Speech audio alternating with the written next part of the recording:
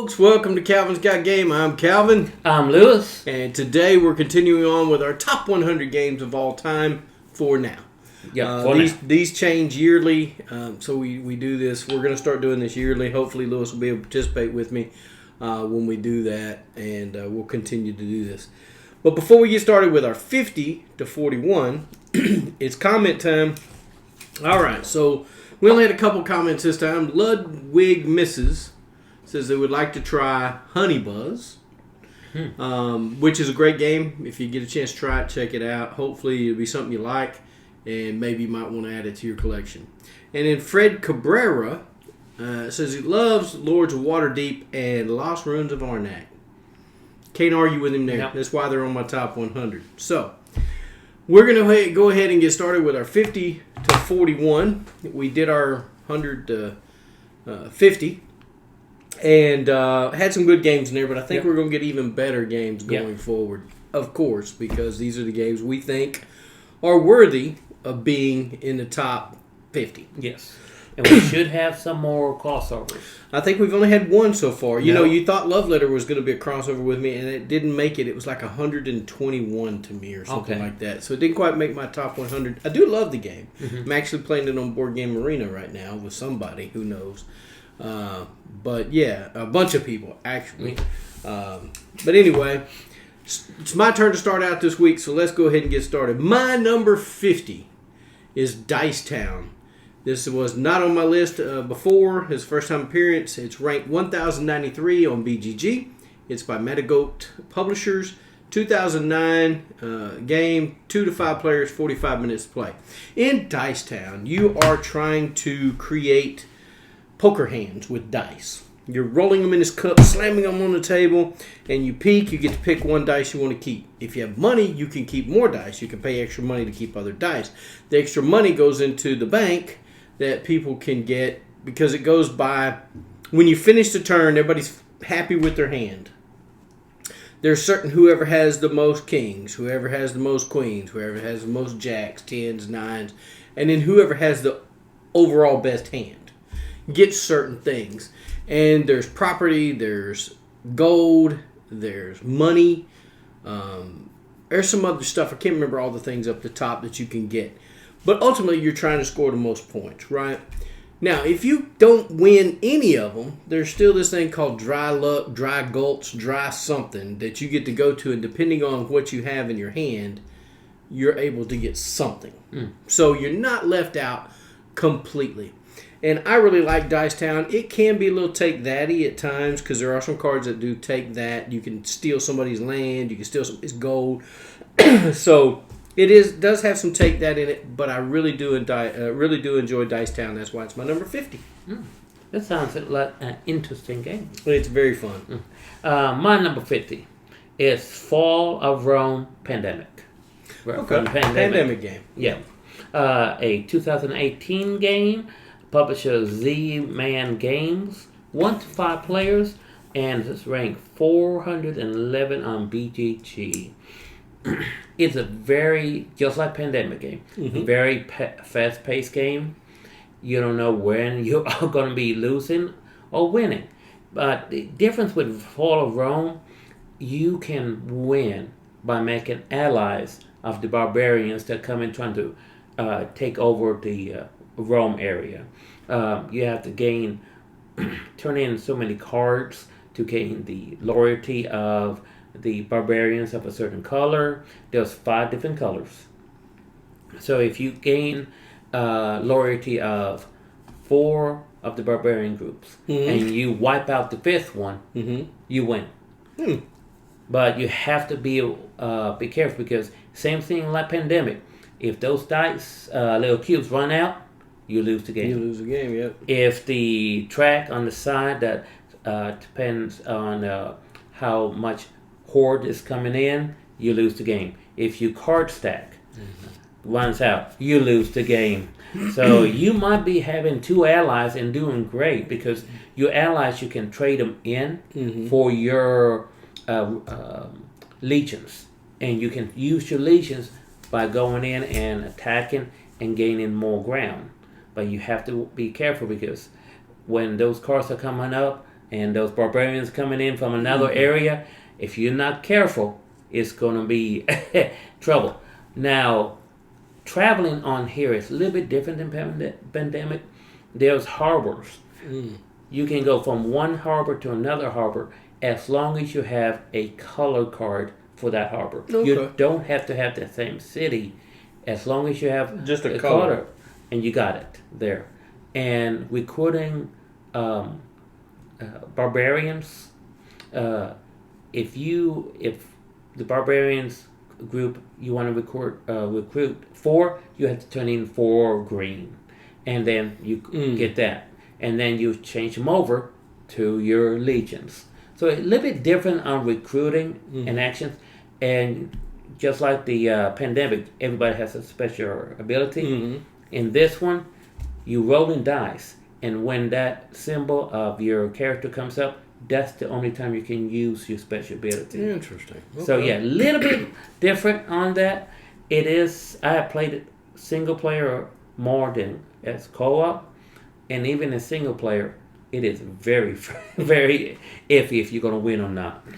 Yeah. But that is my number 50, Fall of Rome. You know, there's a lot of Pandemic games out there. There's many. I played regular Pandemic. I played Pandemic the Cure, Pandemic North America Hot Zone, Pandemic Reign of Cthulhu. There's a couple of other ones. I can't remember what they are, but I played so many. They all basically play the same. There's kind of the same concept of it. And there's a lot of games out there that use that Pandemic-like game style. Yes. You know, so I enjoy Pandemic's great choice. I haven't played that one, but maybe have to. Well, just recently, you introduced me from the original. Yeah, we played the original. Yeah, never played the original until like 2 weeks ago. 2 weeks ago, we played the original. Really enjoyed. Which we played the deluxe with the green box, looks like a medicine cabinet thing. Really cool. Yes. Z-Man Games did a great job putting that out. All right, my number 49 is Charterstone. Charterstone was my number 2 2 years ago. It was ranked 537 on BGG. It's by Stonemaier Games. It's a 2017 game. 1 to 6 players, 45 to 75 minutes to play. Charterstone is a legacy-style game to where you are... you have little segments. You score so many points. Somebody scores so many points, the game ends. And then you set up for the next round. You're putting stickers on the board. You have to do certain things where you can build. You'll get to open a crate. This crate gives you new cards and new stuff, new people. You get to name these people. This game is fantastic. I actually have a recharge kit for Charterstone, and eventually I want to play it again at some point. And you know, if you're willing to be in that group, we'll see if you want to be in that group. We'll make it happen. But Charterstone is so charming. It's so good. Just the things that happen in it are just... It's a worker placement game. You're placing people out to do certain things, and you can only place in your area that you're building, except for one meeple. That one leader meeple can be placed somewhere else, in someone else's area. And if you place that meeple in that area, I believe that other one comes back to them, so they get to use it again if they're already out there. So it is such a cool system, such a cool game. I wish Stonemaier Games, you know, Jamie, if you would see about getting another one of these type of games made, I'd throw money at it. So I really enjoyed it. It was a lot of fun. That's why Charterstone is my number 49. It was as high as number 2, but I haven't played it in a while. Hopefully I'll get it back to the table with the recharge pack and re-enjoy it again. Yeah. My 49 is Deception. Deception. Yeah. Deception. Deception. Okay, you have to get me refreshed. I'm not sure about this one. 2014 game. Publisher Jolly Tinkers. 4 to 12 players. Ranked 252 on BGG. And it takes about 20 minutes to play. On this one, I'm looking at the picture there. That's Deception Murder in Hong Kong. Yeah, it's right there on my shelf. Yes, Deception of Murder in Hong Kong I have to say the whole title, I forgot to put it That's in okay. there. Yep. When you said deception, that's what came to my mind. Yes. And I was like, is he thinking deception, murder, hog? There may be another deception out there. I don't know. There is. And that's my fault. My wife, that's all typing for me, and she just... It's not a big deal. She didn't see I that just saw the picture over there on your phone. I'm like, wait, that's Deception Murder in Hong Kong. I was excited. Are you kidding me? Love the game. Yes, I love the game. I don't own it. Mm-hmm. But whenever I see a group playing, I try to jump in on it because I just love the deception in it. Mm-hmm. Everybody's a detective in this game, trying to solve a murder, but one of the detectives is the murderer. Well, he's not the detective. He is the murderer, but he's also kind of acting like he's a detective. Yeah, acting like the detective. Yeah. But the murderer is trying to find the witness that saw everything. So the murderer is trying to give information that throws everybody off. And while everybody going, well, it's this, and they give clues. And all the clues be finding, you have this one thing in this clue giving, going, wait a minute, why is this here?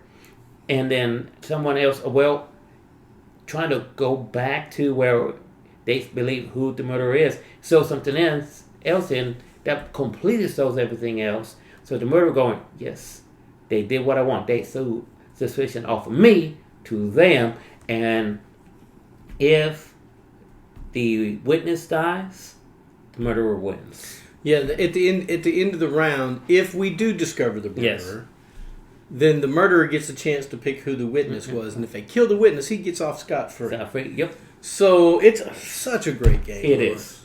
It would be higher if I can play it more. It's one of those games that just the lack of playing goes down in the list. And you said it was how many the players? 4 to 12? 4 to 12. That's the problem.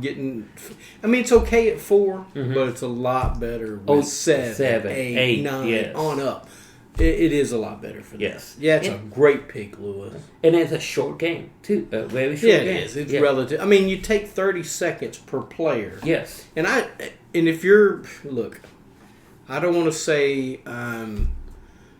strict or whatever, but I put a timer on it. Oh, yeah. Somebody can sit and debate for minutes. Yes. You know, I say, all right, you got 30 seconds to make your case who you think might have done it. Yeah.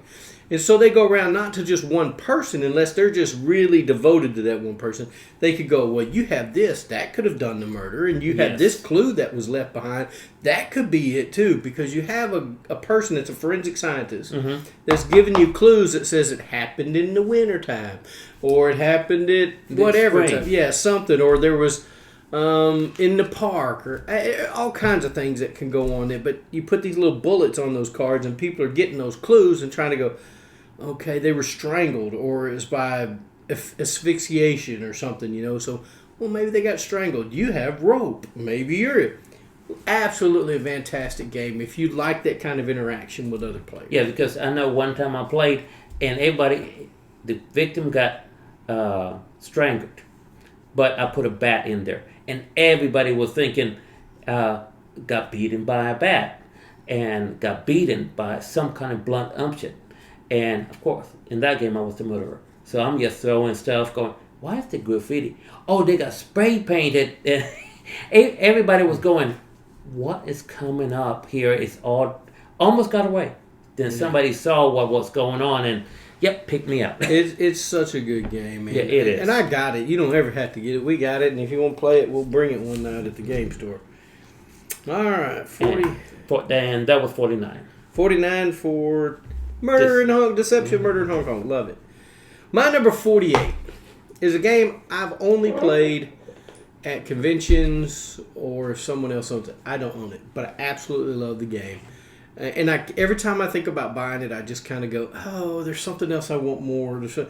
But this game is so good, it's on my list at number 48. It's Burgle Bros.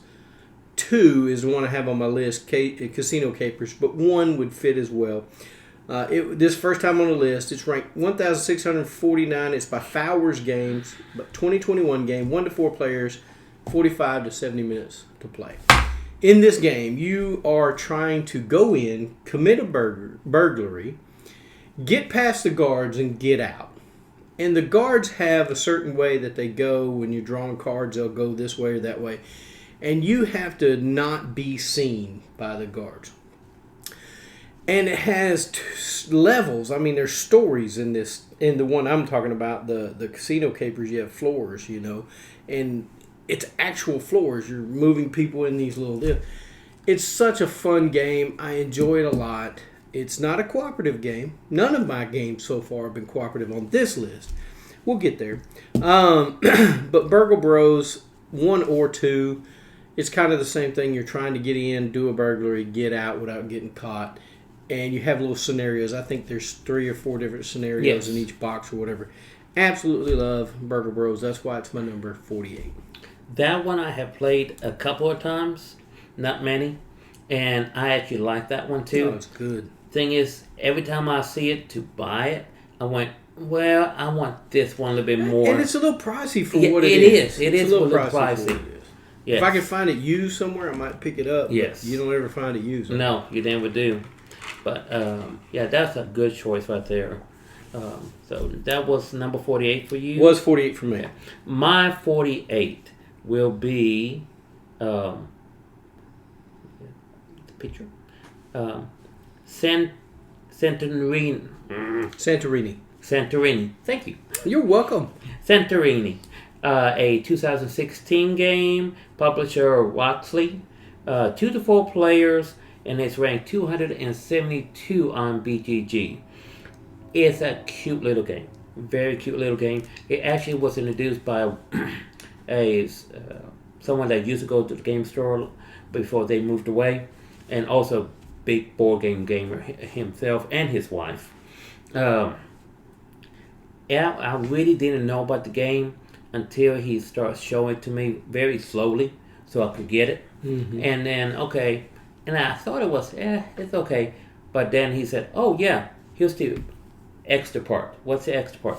When you have God cards. It's where you can be a god with special abilities. That changes the game completely.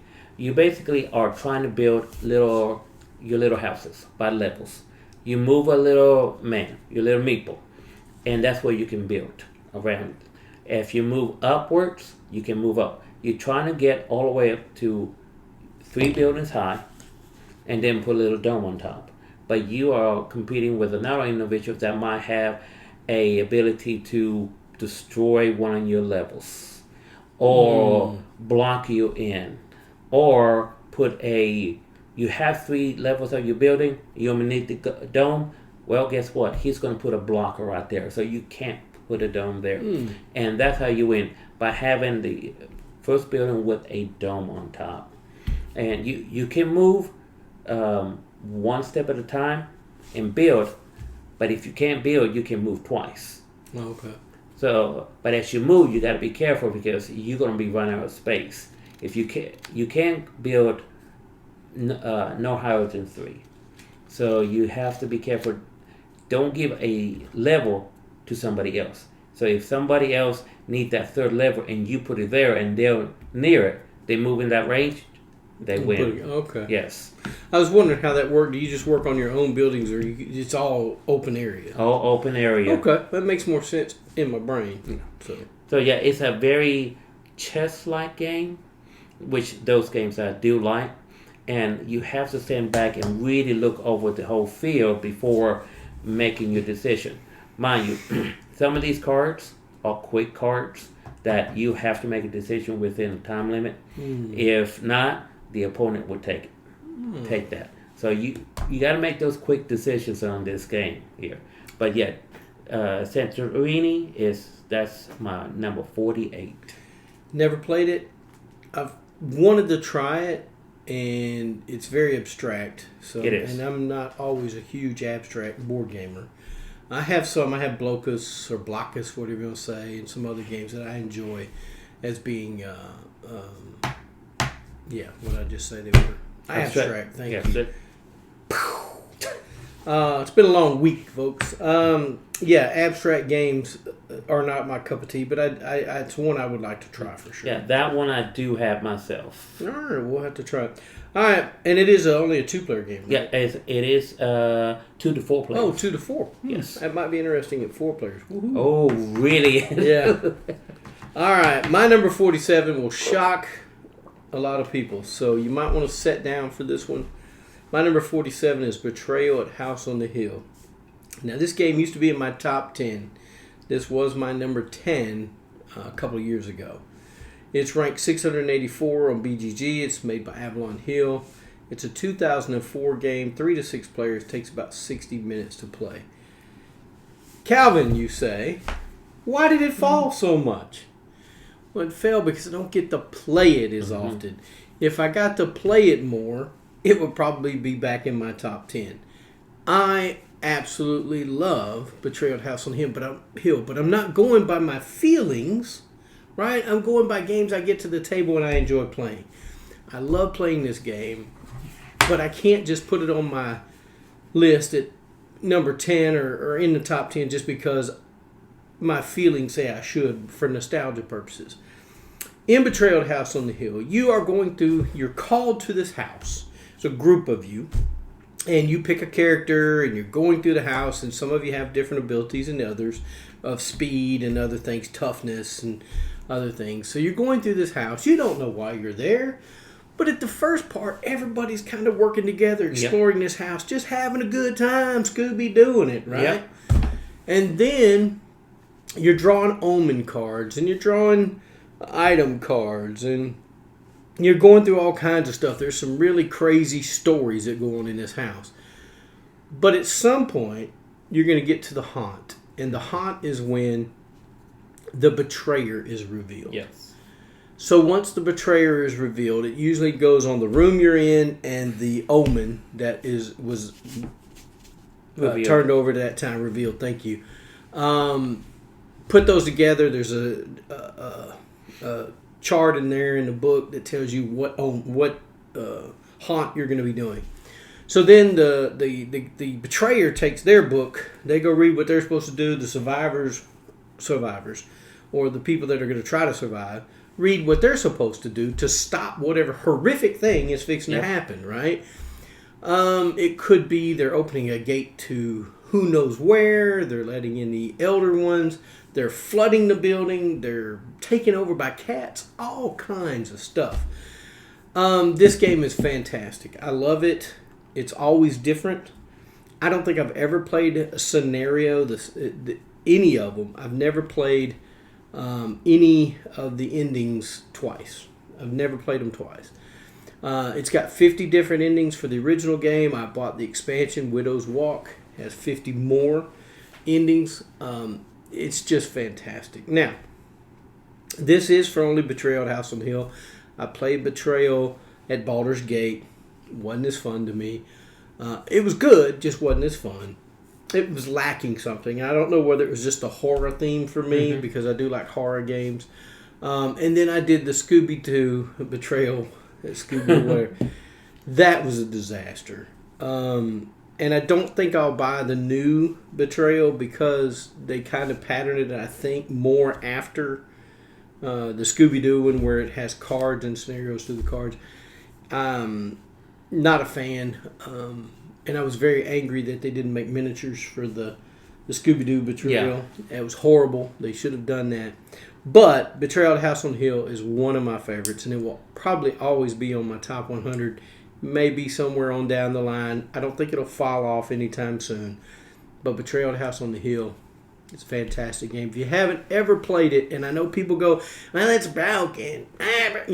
It's not broken. You can house rule some things. Yes, the stories are funky a little bit, and you have to try to figure it out. But you go into it knowing that. You go into it knowing you're going to have to kind of make a few exceptions here or there. But the gameplay is so much fun. And if you get into the theme, you'll have a great time. Yeah, I played it with y'all, with your group several times, and I like it. Don't say my group, Lewis. You're my group. Well, yes. You're in my group. Yes. Yes, that's a great game out there. Oh, it's fantastic. Be on my list in the future. Well, we don't want to know that yet. Might be. Spoiler! Number 47 for me is an older game, Jumanji, a 1995 game, publisher Carolina, I believe, 2 to 4 players. It's ranked 26,422 on BGG. It is an older game. So is this the wooden box one you got? Or is it just a cardboard box? The cardboard box. Not the re-release one. Okay. With so you got the old one. The old one. That's why you said 19 whatever. Yeah, 1995. Not that 1995 is old. Believe me. It's a fun little game.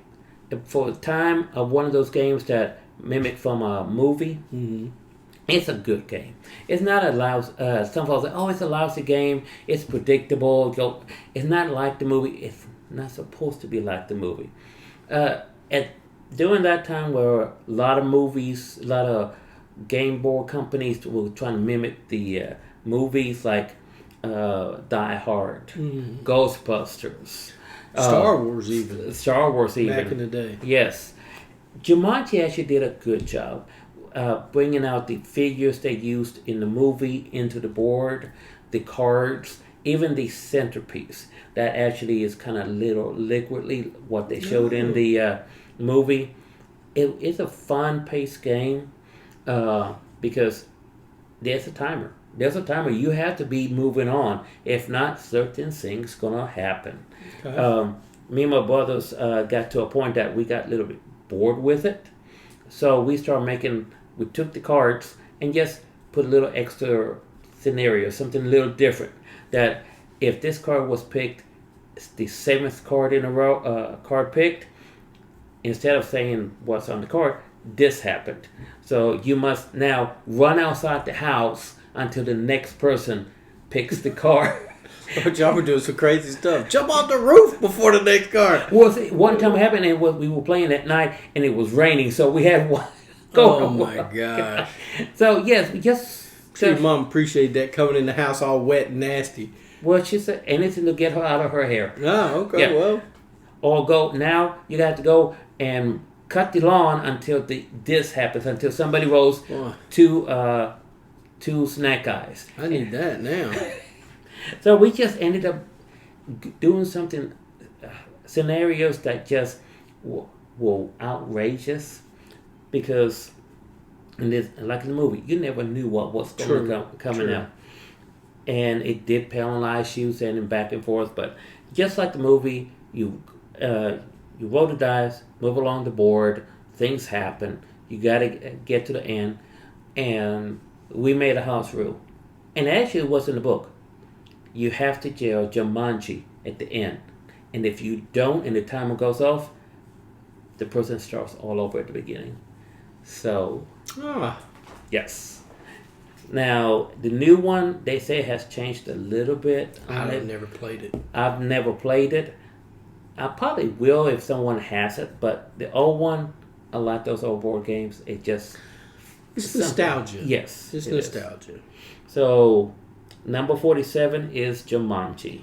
And, people complain, and I've heard the Dice Tower even say, roll and move is, it's an outdated deal. Yes, it is an outdated thing. But it doesn't mean you can't make a roll and move game. It just means that, that mechanism's a little outdated, but it's no different than having action points. How many games give you so many actions to do?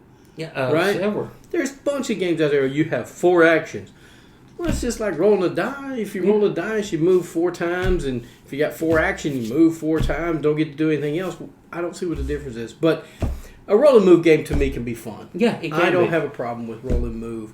Matter of fact, I have a bunch of them down there. Oh, yeah. I have Park and Shop. I have hotels. I have a bunch of them at home. I got Mad Magazine game. I got this game is Bonkers. It's a roll and move. I don't mind it. It's still fun. Yeah. As long as you enjoy playing the game and you can get a laugh. In those roll and move games, you can play without thinking. No. Roll the dice, move, see what happens, and everybody's talking, having a good time. I miss those kind of games sometimes. A lot of these other games are real thinky games. Yes. And they get on you. But anyway, I haven't played Jumanji, but I'd give it a shot. All right, my number 46 is Long Shot the Dice Game. This was not on my list before. This is ranked 311 on BGG. It's by Popcorn Games, 2022 game. 1 to 8 players, 25 minutes play. Long Shot the Dice Game. It's a horse racing game. So you're rolling these dice and you're marking things off on your board. And you can bet, and there's horses going around a track. So you can mark certain things off on your board to increase your bet on a horse, first, second, or third. And it has how much it pays out. Plus you get bonus points by crossing out these things over here. And it's just a lot of fun. It's a horse racing game that doesn't take a lot. Me and my wife played it. It doesn't take long to play. It's fun. You're moving horses along with the dice that you're rolling, whatever number comes up on the horse. And you can buy the horses. So if you own the horse, it's even better for you because you get each horse has a certain thing it can do. And it's just a lot of fun. You can make horses go backwards sometimes to keep them from winning. Yep. It's just a lot of fun. I enjoy Long Shot, the dice game. My number 46. It's a fun little game. I've played that game. I don't like it. You don't like it? I don't like it. And I think it's because the group, it's who you played it with. Yes. No, it's because when I just kept on getting decent rolls. Not great rolls, just decent rolls. But every individual kept on pushing my horse back. When they were able to push my horse back, I got just pushed back and back and back. And it's not. But if you're thinking about the game, you don't own. I mean, you do can own a horse, but most of the horses you're betting on, just because you own a horse, don't mean you have to bet on it. Right. So I mean, it's one of those things. But yeah, I could see that getting frustrating. Yeah. I mean, it was a nice. The components were easy to understand. Nice game of the idea of buying a horse and all that. I like that. But when folks just get to a point that, okay, you have that horse getting this ability, we're going to make sure it's not going to be... Yeah. And it just got old for me, so I guess the old group I was playing with going, you want to play this? I'm going, no, let's do something else if it's okay. Yeah. Yeah, I like it. It's a good little game, but hey, to each their own. Maybe we'll play it and you might enjoy it. Okay. Maybe. I mean, Maybe. I'm not. You don't have to. I just thought I'd give you another chance at it. Well, like you say, it always depends on the group. It does. It depends on the group, and it also sometimes depends on my mood. Yes. And I hate to say that, but people, you come in, you're either tired. Right. I played a game with Kyle and Josh and Erica and them back in the day. And I can't remember the name of the game, but I know Kyle will remember. Oh, Covert. And you're a detective or a spy or something. I was so tired that night we were trying to play that game that evening. I was exhausted. I wasn't paying much attention to the rules, and the game was horrible for me. Now, I played it again a few times. It's not my favorite game, but it's at least better. My number 46 is a 2-player game. It's called Japur. Japur. A 2009 game. GameWorks Sahar, if I say that right, publisher. 2 players, like I said, and ranked 183 on BGG. Very simple card game. My wife likes it. Me and Christine plays it every now and then. You have a hand of cards. It's a drafting card game. You have cards in front of you. You're trying to make sets of color cards. And if you get 5 red, you go down. There's chips here. You get to pick chips from the 5 level. And the chips you get eventually will be turned over, and they are worth so many points. There's also camel cards. The first one that get the camel, the most camels, they get chip. I was just fixing to ask you, is this the one with all the camels? Yes, this year. And the first one that gets 3 camels, games is over, and you score the points. Now, you don't know what each chip is worth because you mix all up. Sure.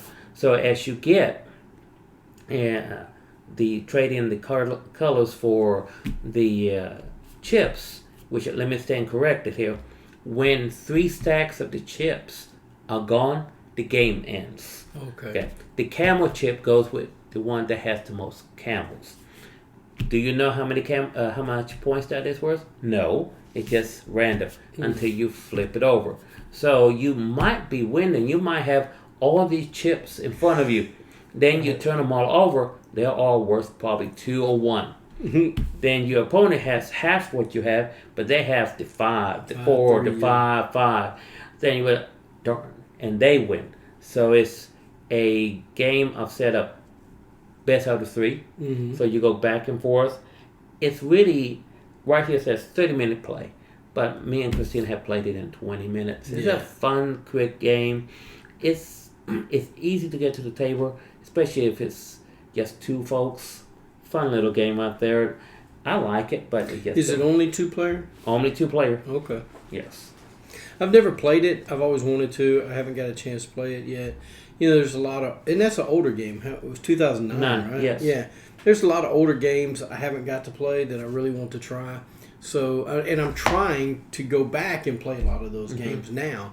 I'm not necessarily a cult of the new. I do like some new games, and I go after them to get them, but they really have to pique my interest because I'm still trying to see what those games were years ago. Right. Because if they still hold up today, they've got to be a great game. Yes. And if they're ranked on BGG, still high up being ranked, you know, and they were from 2000 whatever, like 2010, 2004, 2009.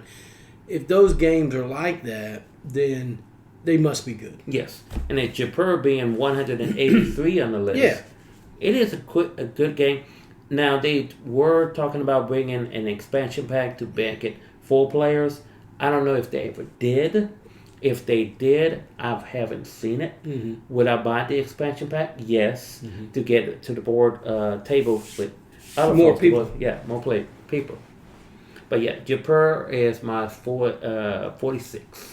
All right. My number 45 is a game called The Taverns of Tiefenthal. Now, I don't know if I'm saying that right, but that's the way I say it. It was new to my list.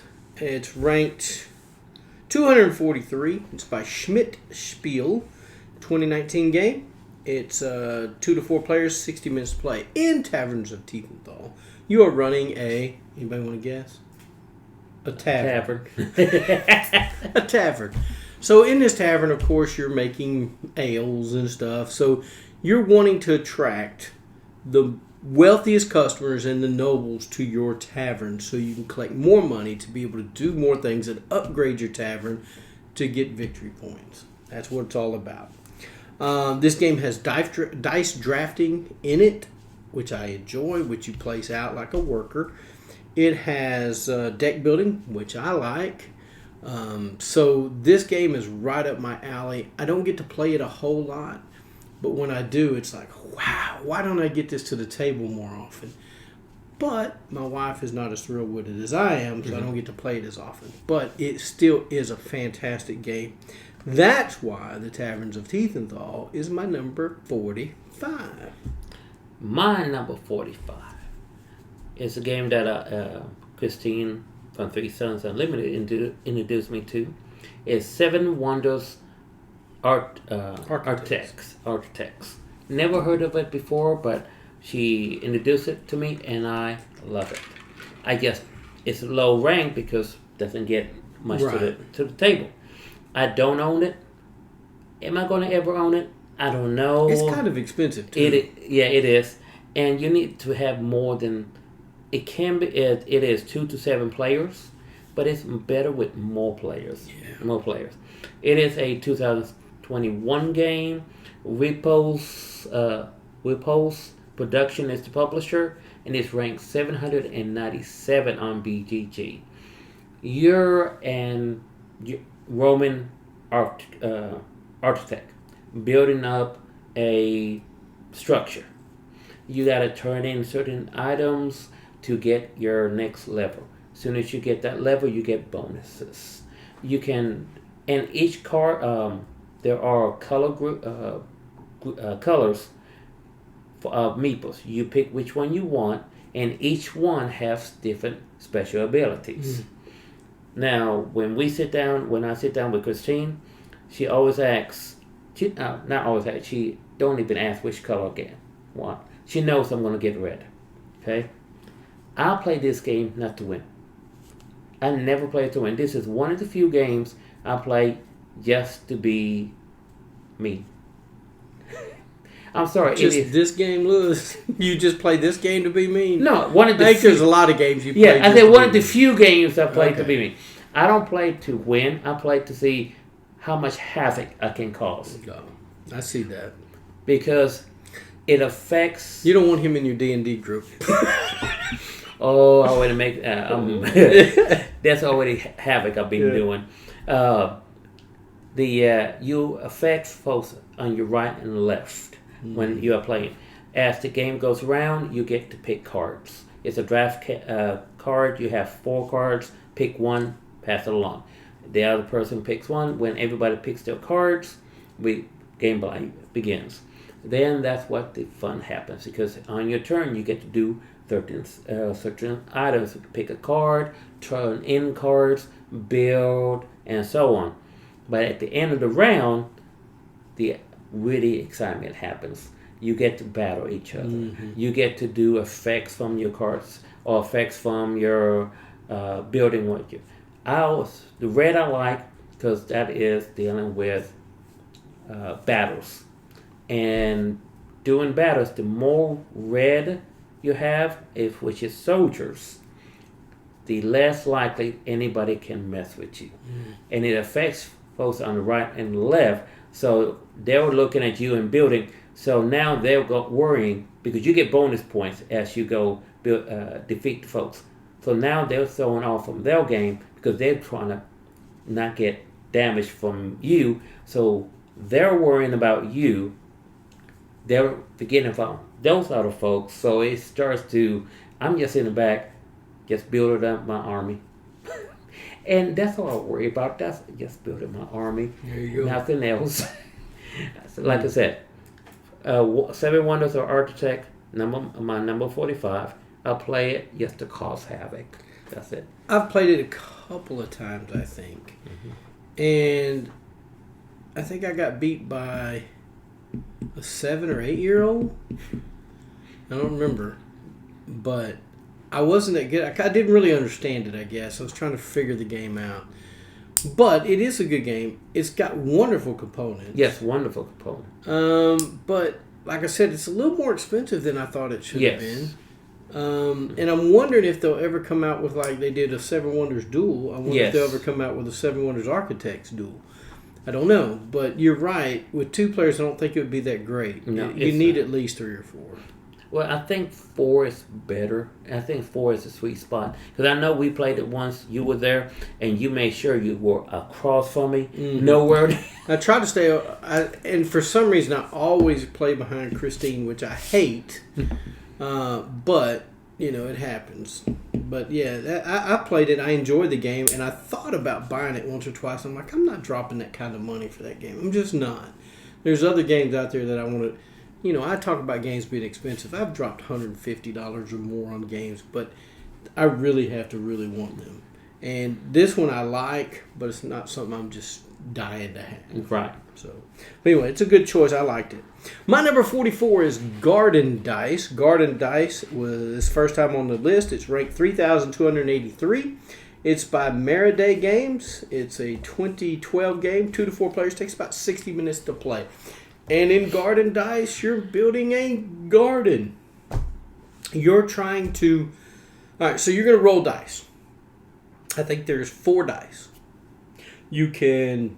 And with these dice, you can buy seeds, depending on the pip. You can buy seeds. You can plant your seeds. You can water your seeds to turn them over into a vegetable. And then you can harvest your vegetable. On this board, there is a grid from 1 to 6 on the top, 1 to 6 on the bottom. So if you want to plant something, you have to use 2 dice. So if you have a 6 and a 1, you go 6 and a 1, or you go 6 and a 1. Or, however it goes, 6 and a 1. Wherever the grid meets, you plant your seed. The fun part of this game is there's a bird or a rabbit. The bird, if you're able to put your bird on the board, you can move that bird to other folks' seeds and eat their seeds. If it's a rabbit, of course, it's a two-sided token. You can only have the bird out or the rabbit. If you have the rabbit out, you can eat their vegetables. Me and my wife don't play with those because it's mean. She doesn't like being mean. Well, she likes being mean. She just doesn't like mean in gaming. How's that? So this game, if you water yours, like if Lewis, if you have one beside me, a seed beside me, and I have a seed, and I water mine, yours automatically gets watered. Okay. So it's kind of like, okay, do I water my seed? Now, only if I have a 2 and you have a 2 or a 1, it'll get watered. If you have a 6 seed, it won't get watered. So it trickles down like water, if it trickles down. And I'm probably not doing a great job explaining the game, but it is such a fun little game. It doesn't take long to play. And when the vegetables run out, the game's over. Okay. And you just add up how many points you got by collecting certain amounts of vegetables. You'll get points for that. It's a quick, fun game. I enjoy it. It's a lot of fun. That's why Garden Dice is my number 44. Never heard about that game. Never seen that game. So it's right there. Up top. Garden Dice. Okay. Now you've seen it, Louis. It does sound an interesting game. It does. It's a lot of fun, and it doesn't suffer from playing 2 players like you think it would, because you only put out so many vegetables. Okay. It's not the whole stack. You only put out so many of each. And the 6 is kind of like a wild, so it's pretty cool. I like the game a lot. My number 44. I'm gonna mess this up. It's okay. Tokaido. You were close. Yes. 2012 game. 2012 year game. Publisher Fun for Forge. 2 to 5 players. Ranked 749 on BGG. It takes about 45 minutes to play, they say. It really doesn't. And to me, it takes, depending on your group, and how many players. If it's 2 players, it takes about 30 minutes. Yeah, if you have somebody with analysis paralysis, it could take a little longer. Yes. 5 players, you're looking about an hour right there. Hour 15 right there.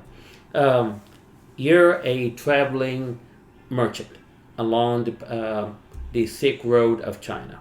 You are traveling and stop in certain areas, and as you stop, you get a reputation, known of seeing, buying stuff, selling stuff, or becoming known as a great merchant.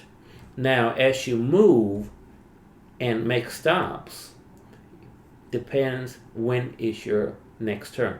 If you're on last, you go first. If you're first, you go last. So it all depends where your little meeple is at the end of the turn, depending where you are going in the next round. Now, as you get cards, you turn them in. You can get coins. You can get other little items that will give you good repetition on the track as you go down the road.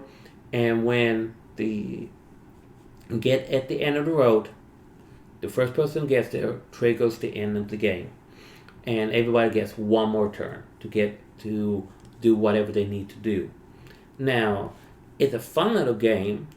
There's many things to do on it. You can either sleep at a inn. If you do, you're going to have to pay, though. You're going to be using up your gold that you're trying to earn, which that's points at the end of the game. You have to eat, of course, which you have to use coins to eat there. But at the same time, you can also stop at a little temple, put coins there. You get cards here to also gain other abilities. And the one thing I like about this game, it's not the play. It's not the components. Well, it is the components, but the cards. When you flip them over, you can make a scene with the cards. Yeah, you can stop at one of the locations and get a painting or something. You get so many of them, you can complete the painting. Yeah, complete the painting. Yeah. And that's what I really like about the game.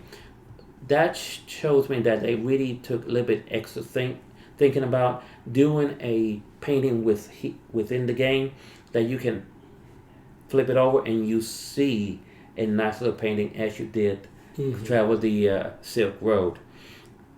It's a fun game. I don't get it much to the board because to the table because my wife hasn't played it yet, and there's very few folks that really want to do that. Oh, I'm last. Well, I'm first, but I should go first, but I'm going to go last. Right. Yes, that's placement of where you're going to go. A lot of folks don't like that. I do, because that let me see what everybody else is going to do and what's left to able to do. Well, another thing, it's their own fault that they go last, because you can move as far as you want to. Yes. On the board, you can move as far as you want to down the trail, but you can't go backwards. No. So if you're first and you wanted that thing before anybody else, then you got what you wanted. Yep. Now everybody else can take their time passing you. Yep. And get to do a lot more. So it's your own fault if you do that, right? You got greedy and wanted it in a hurry. Yep. And that's the way it happens. But yeah. But yeah, Taquito is my number 44. I like that game. I've only really I've never played the board game. I played it online on. I think I downloaded it on an app store and I just play it, and it's very peaceful. It is. It's not stressful. It's easy to play. It's just a lot of fun. They have a new one out. I can't remember what it's called, but it has a little bit different paths that you can go on. I can't remember what it's called. Right? I think it starts with an N. Yes, but I'm not sure. But I don't remember the name of that one. Namanji, I have no idea. But I do want to play the board game version at some point because I think it is so fun. It's just peaceful. You're just collecting stuff and doing things. Yeah. It's not mean. It's not nasty. That one I do own that one. All right, we'll have to get to the table, Louis. So that was my 44. My number 43 is The Art Project. It's a new to the list. It's ranked 4,189. It's by Lumberjack Studios. It's a 2023 game, 1 to 6 players. Takes about 40 minutes to play. In The Art Project, you are part of an art rescue team. It's a cooperative game. You're fighting against the White Hand. You have to gather enough clues and a lot of time to be able to save the works of art. So you're doing that together, and you have to have so much of something. So when you move to a space where the artwork is to save it, you have to have so much of a certain clues, and everybody puts their clues together that are there. But everybody can't always get there. So if 2 people are there, then 2 people can work on it. If 3 people are there, 3 people can work on it. So it's just a lot of fun. It doesn't take long to play. It takes 40 minutes, and that's pretty accurate. I think it might even be done in 35 to 30 minutes. It's such a fun little game. The Art Project is just, I enjoyed it when I play it. I'd like to play it again soon. I don't own it, but I'm thinking about adding it to the collection, and I like it that much. That's why Art Project is my number 43. That sounds like a couple of movies I've seen about going around, and I can't remember the name of the movie, but there are military soldiers. Some actually not even should be in the military. They're just scholars and teachers trying to find paintings and sculptures that the German army just been stealing. And I think I saw the movie. Yeah, it is a movie. Yeah. I just can't remember the name of the movie. I can't either. Yeah. Was Will Smith in it? No, not that one. Oh. Anyway, we're not doing movie critics today, but I've had two kind of burglary games. I've had Burgle Bros and The Art Project. One, you're actually the burglar, and the other one, you're trying to keep it from being burglarized. Yes. So, Art Project's a good game. Check it out if you get a chance.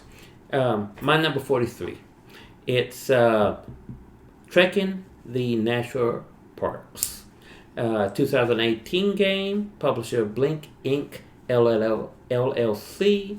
2 to 5 players, and it's ranked 2,825 on BGG.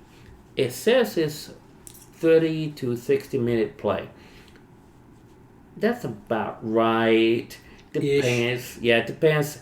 I played it, and it's been a 90-minute game right there. You're going around trying to visit all the parks in the United States.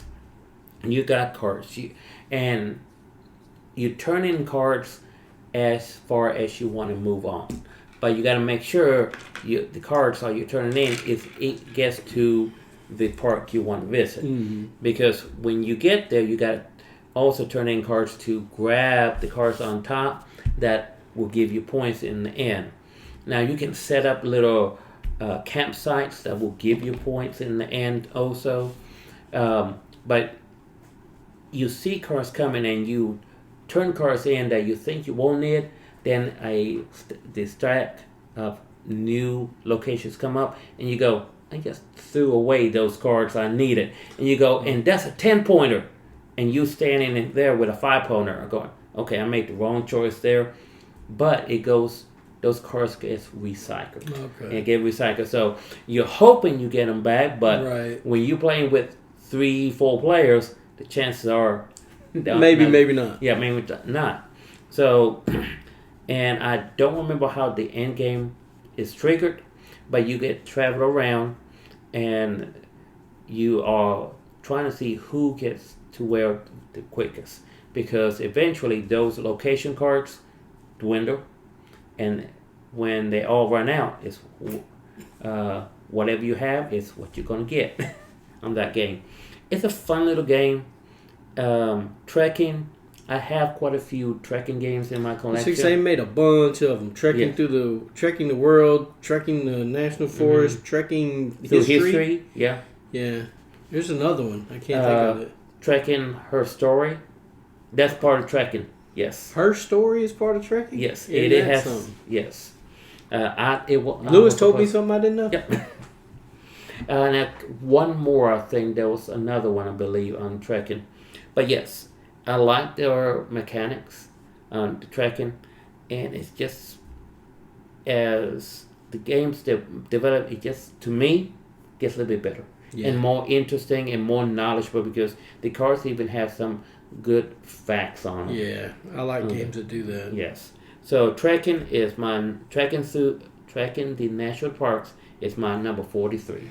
I really like trekking through history. So yeah, I think that's the one where you're lining up the timeline. I like that one, and the components in that one are really good. I think Christine has the deluxe edition, and I think they actually sell the deluxe edition. Yes, they do. So it's a really nice game. If you ever get around Three Sons Unlimited, go check it out. Get you a game.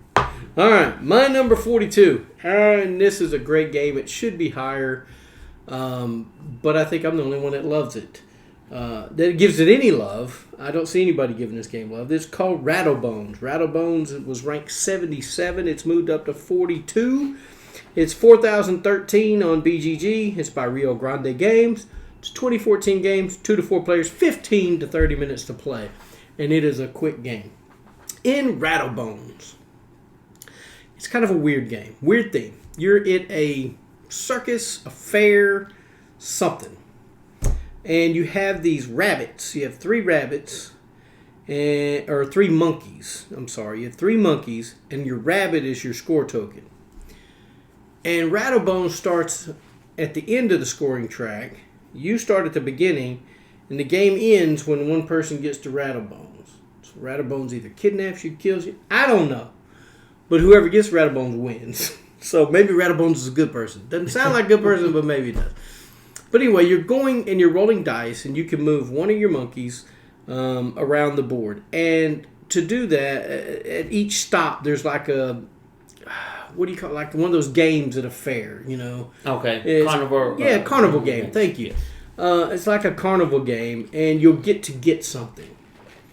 And the thing you get, you roll the die. You put it in your dice. You take the face out, you put a new face in. The next time you roll, you got 3 dice that you can roll. You got a black, a white, and a gray one. You choose which dice you want to roll. You roll the die. If it's the one you've added to, it may come up. You may get it. You might get victory points. You might get coins. You might get to steal something from someone. You might get 2 victory points. You might get an arrow that points to another side of your dice, and you just flip it over to where that is. There's all kinds of things you can put on these dice. And so you're building your dice up to make your engine roll better to be the first one to hit Rattlebones. I love this game. It's a lot of fun. It's a roll and move game, but you have choices because you have 3 tokens to move when you roll the dice. So if you don't want to move one, you say, okay, where does this one get me? You can move it. Love the game. It's fantastic. I like Rattlebones a lot. Doesn't get a lot of love. People that play it go, it's roll and move. It's stupid. It's not stupid.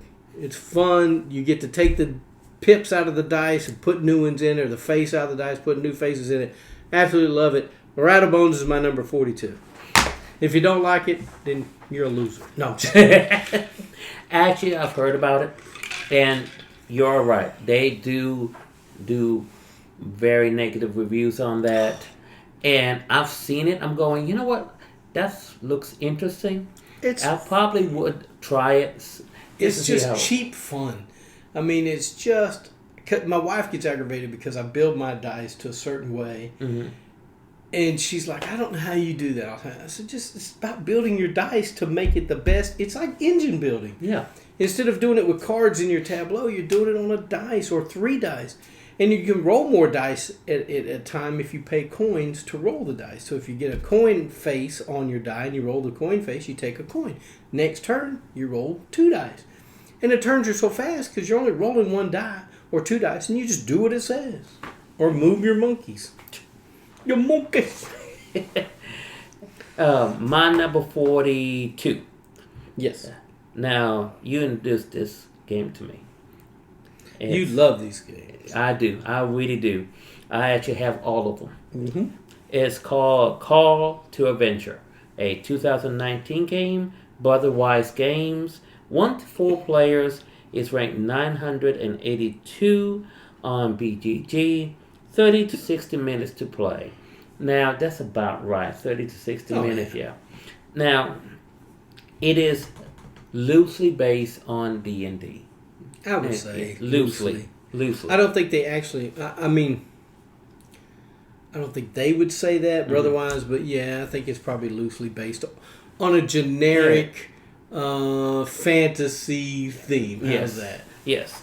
But I have it. Well, it's a game that you get to pick a character, and you could be a orphan, and then as you play, you get to put his or her story by rolling runes, and you gain these runes. You start off with a few, and you have basic runes that you get. Yes. And as you go on in this game, you pick, there's a level 1, level 2, level 3. And there's cards, depending on how many players. Now, the first card continues your story. And you get to pick which one you want. There's a dark and light side. And by rolling the runes, you first got to decide which one you want to go first. And you roll the rules. If you're going for light, you have to roll a certain number. Dark, same thing. But with dark, there's always something negative that comes with it. It's evil. Yes. With light, there's always something good. And there's also little pieces, little symbols on top that gives you other benefits on there too.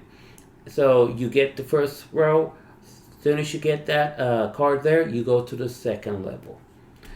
Then you get something there that continues your story. It tells a little more of your tragedy or a hidden secret. Then you go to the third chapter of your story. And that's when you get more of what you're going to accomplish at the end. Now, there's a fourth card in there. And that tells a bonus. And depending on what your bonus is on this card, kind of tells you which one you should try to get, which symbols, which dark or light cards you get. And as you gain these cards, you get more runes to able to do stuff on this.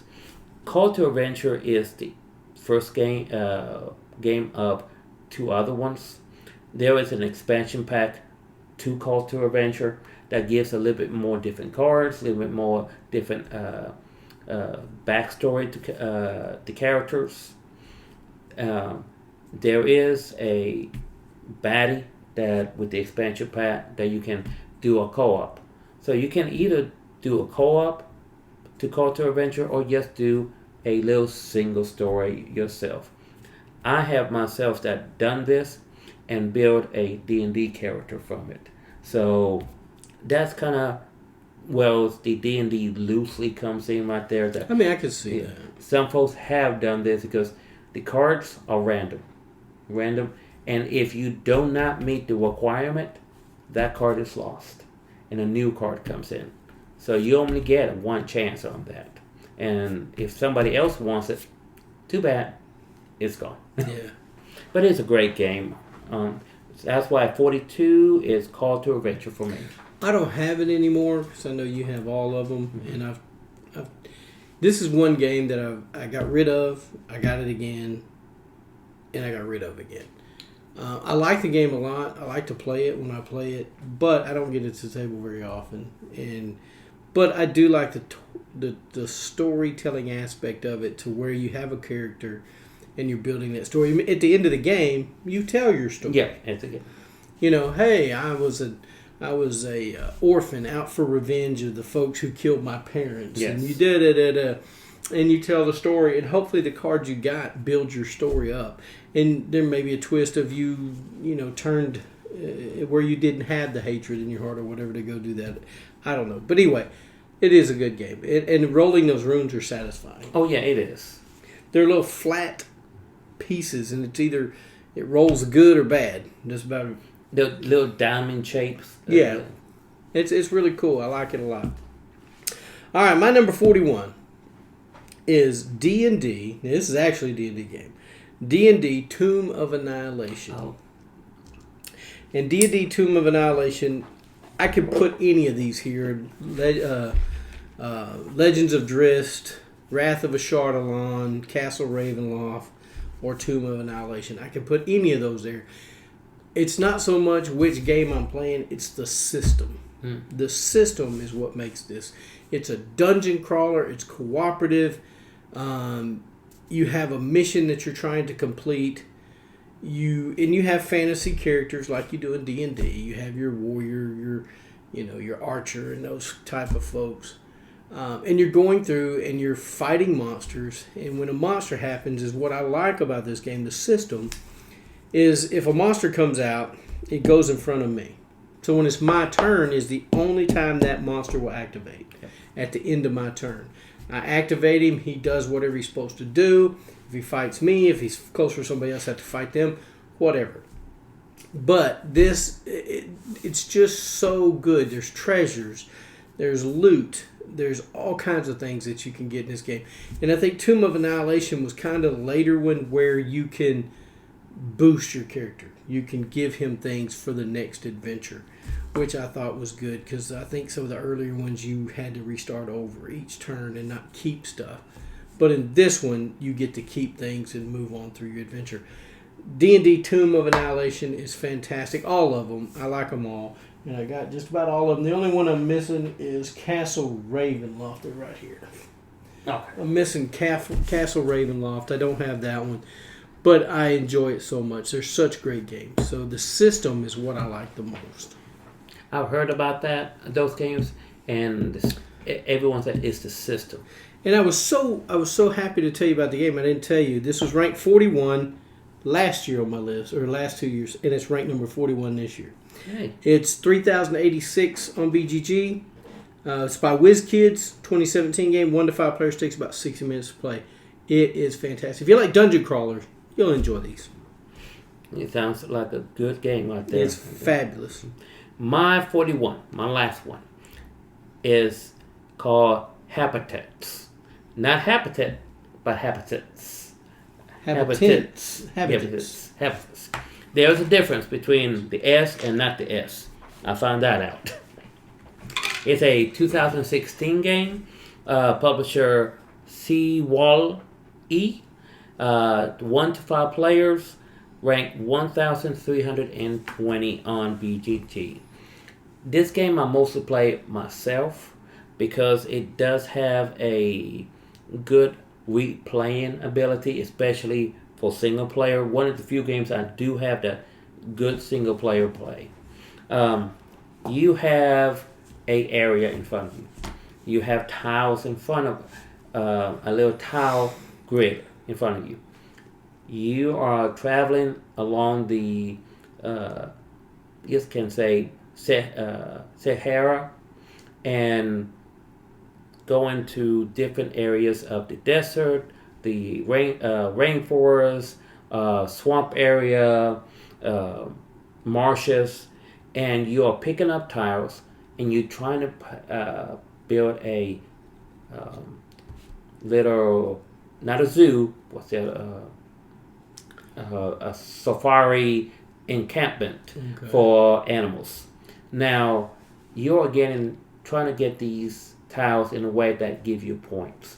There are little things required, little dots on the bottom, that if you get this hippo, you get the little hippo, it's going to require 2 water and 2, let's say, grassland. Mm-hmm. And so you need 2 tiles of water and 2 tiles of I think I played this game with you. Grassland to make this 1 tile count. And let's say the hippo is 5 points. If you don't meet the requirement, you don't get the 5 points. Yeah. I remember this game now. I'm going, yes. Yeah. It is a very little bit take that, because if, depending on how many players, depending on how big the grid is of tiles you can pick from. And if somebody's going the same way you are, it just depends who's going to get there first. Yeah. And sometimes there's tiles that come up and you need some tiles and they're not coming up. Yeah. Or you want a tile but it's on the other side of the grid and you know there's no way you're going to get to it. There's tiles that if you make tiles in a certain row, you get points. There's little ranger towers that if you connect animals, flowers, going diagonal or vertical, you get points there. You get also campsites that if you make little locations on all sides, if it's 2, 3, or 4, you can points there. There's several ways to get points, but the thing is to get those points. It's more easier to get. There's one that's have a tile with a camera. Mm-hmm. That's for the grassland, so every grassland gets you 1 point right there. But to get the points, for the animals, that's the difficult part on there. For me, it's a challenging game because you never know which tile's coming up. So I mostly play it as a solo game just to see if I can better my score on this game. But number 41 for me is Habitats. It is a good game, but for me it's more of a solo game in my standards. As you started explaining it, I remember playing it. I was very aggravated with this game. I don't like the tile selection process. In that grid he's talking about, you have a Jeep. Yes. And the Jeep, if it's pointing to the left, well, you've got a draft to the left. Now, you can go as far as you want, but you have to draft that way. You can't turn and go the other way. You can't. It was very aggravating to me. I would much prefer this game to use a drafting system, to me, like King Domino. Yes. To where you just have a few out there, and then for the next turn you'll get to go first. You kind of know what's on the back by what it's showing a little bit, or maybe not. But anyway, you could at least, it's just draft what you want, right? Now, you could get stuck with something you don't need. I get that. Or maybe make 2 rows. I hated that Jeep thing. Absolutely hated it. Now, is it a bad game? No, it wasn't a bad game. I just don't think I was getting the idea of it real well. And that's on me. But I did not like the way you drafted the tiles. But, hey, it's not for everybody. No, it's not. It's really not for everybody. And I played again. I'm not saying it's a horrible game. Habitats was okay. It wasn't my cup of tea at that moment. But yeah, that's my 41 there. All right, guys, that was our 50 to 41. I hope you enjoyed it. If there's a game that you think should have been here or that shouldn't have been in here, or, hey, what's your favorite that we mentioned? Or do you have want to play along like the Lazy Hiker has been playing along and giving us his top 100? for the numbers we're on, 40 to 41, hey, do that. Guys, we appreciate you watching. We appreciate you liking the videos. If you hit that thumbs up, it sure helps us spread the video. If you hit that subscribe button, I need 119 more subscribers to hit that 500 for me to give another board game giveaway.